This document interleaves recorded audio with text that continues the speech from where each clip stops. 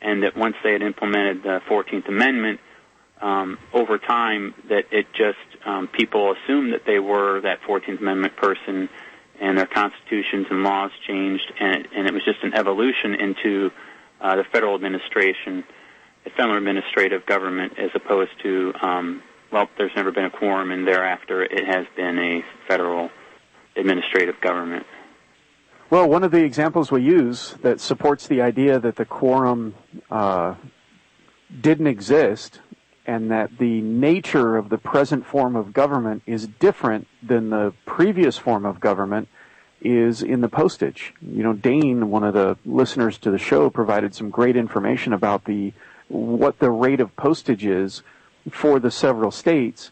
And the current Congress, the Congress post-Civil War, only had authority to change the rate of postage for domestic service, which is really just within their jurisdiction.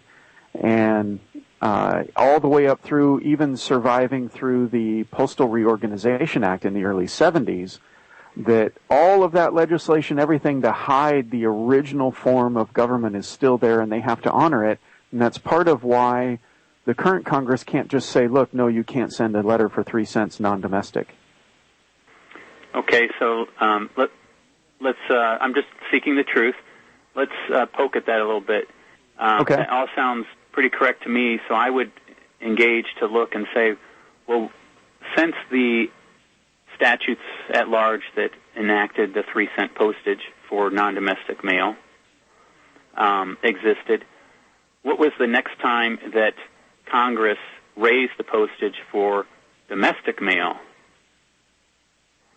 and were unable to raise it, either unable to or because nobody claimed to be non-domestic, they just never bothered with raising the postage for non-domestic mail?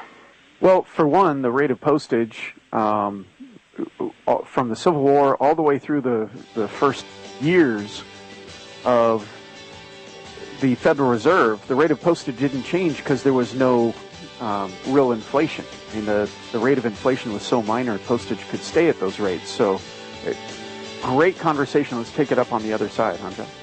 We're back at Common Sense Revisited, and we're in our final segment here on September 14th, 2013. This is Todd McGreevy. Corey Ibe is my co-host. We've got a lot of activity here. We got 2 callers in the queue, and we've only got about 12 minutes left here. The show, everybody, that Corey is talking about, that where Dane from New York talked about the non-domestic mails is from March 9th, 2013. So if you just go to thirdrailblog.com and you click on any of the show links, you'll see the URL string, and you just got to type in the URL string for MAR-09-2013. It'll come up. March 9th, 2013. That's where that is. And Dane included the I think it's the statutes at large from the 37th Congress that talk about this. Is this ringing a bell, Tim? Corey? Yes. Mm-hmm. Yeah, absolutely. Yeah. And it's a little bit complicated because it's essentially tying up the employees of the post office versus the postal department. There's a little nuance there, right? Yep. And that the obligations and liabilities of the post office still must be maintained even though the department took it over is the high point that we discussed. And right there in Section 21, it says that the maximum standard weight for the single rate of letter postage is 1/2 ounce. And then it says that it be further enacted the rate of postage on all domestic letters transmitted in the mails in the United States not exceeding 1/2 ounce in weight shall be uniform at 3 cents. So that's where all this is derived from, is where I'm taking this.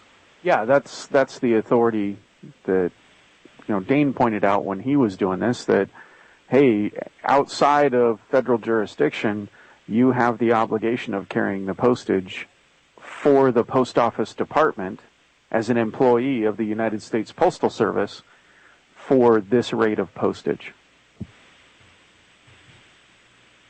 And then I'm rereading this again. It says the rate of postage on all domestic letters. Well, back then, domestic, prior to the Civil War, meant something different. Domestic meant within the family of republics that made up the United States of America. Post-Civil War, domestic became just federal jurisdiction. That's going to be a tough one for me to explain to the guy at the front desk at the post office downtown. But that is, in fact, what it is. And you recently found throughout the states that it's easy to find now that the United States is located in Washington, D.C. It's codified everywhere. And since I had that instance where they would not let me pick up the general delivery, it wasn't anything to do with my common law ID at all. They wanted to charge me 40 something more cents. That was the sticking point. I went ahead and sent a good friend of mine a letter, a little card, using 3 1-cent stamps and used non-domestic addressing with no zip code, and it arrived. I saw it with my own eyes. This person showed it to me, and it was stamped and everything, no postage due. So, I mean, it just depends on who you're getting, I think, in terms of who's where. That's a big part of it. I know locally here, I ended up speaking to one of the managers at the post office, and she was really surprised to find out that there was even the United States Post Office Department. Her belief was that Benjamin Franklin was the one that helped set up the United States Postal Service. So she wasn't even aware of the impact of the Postal Reorganization Act. That was eye-opening for her. There's a lot of people in government that don't know how it works. I mean, with this case here in Irvine, we see the city council didn't even know they were supposed to appoint the chief of police. So the government's become filled with people who just kind of do things per status quo and based on a belief. But one of the things I really respected about what Dane did out there is not only did he learn what they're supposed to carry the postage for, he also learned the penalties for anybody who works for the post office who refuses to deliver mail that's been properly posted. They can lose their job. So he went in kitted up to his local postmaster to let him know that, okay, here's how much you're supposed to carry it for, and here's what happens if you don't do it. And he's gotten lots of mail through everywhere. But he did it in a good way, wanting to work with them, show them that this is truly an obligation that you have. And ultimately, it's very good for the health of the republic to use the original postal system. It does expose the fraud of the Federal Reserve, how much our money has been devalued in such a short period of time, since the early 1900s when they began raising postage rates. And also, if you were able to pick up a general post delivery with your common law ID as the identification, then you've closed the loop in terms of evidence that you are not in the United States. You are one of the people of the several states. That's the other benefit of going through that exercise.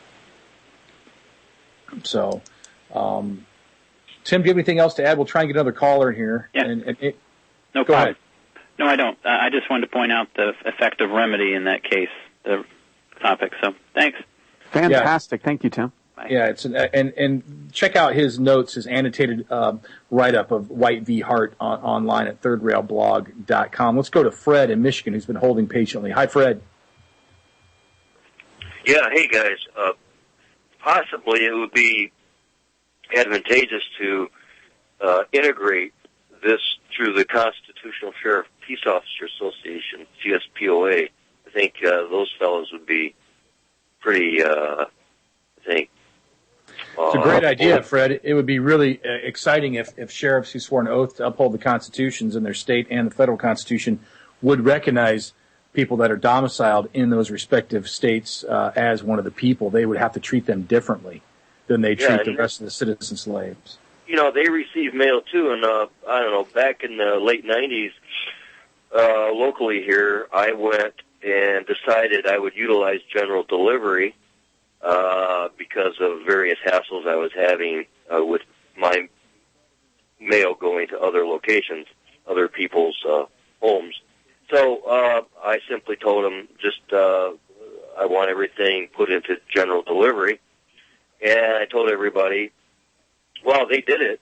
And, and then all of a sudden they said, well, you can't keep it here any longer than 30 days because there were times when I didn't get in for 30 days or longer. And So what happened was they had the post office, whatever code book it was, I can't remember now, but I requested it, and they had it, and I opened it up, and the woman, she said, now look here, she says, she even opened it up, she said, it says here, you can't have your mail here any longer than 30 days. I said, well, let's see. So I read beyond that first paragraph, and beyond the first paragraph it says, unless otherwise requested by the recipient. So I said, here's what it says, unless otherwise requested by me. So I'm requesting that you continue to receive my mail in general delivery. And they had to do it.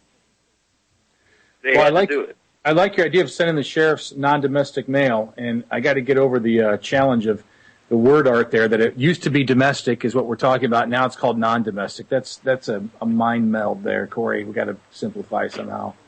Well, when it was the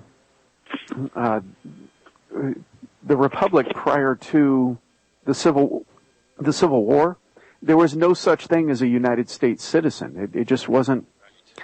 It was something that people use that term all the time. They said those words, but we've seen court cases that said no such thing really existed.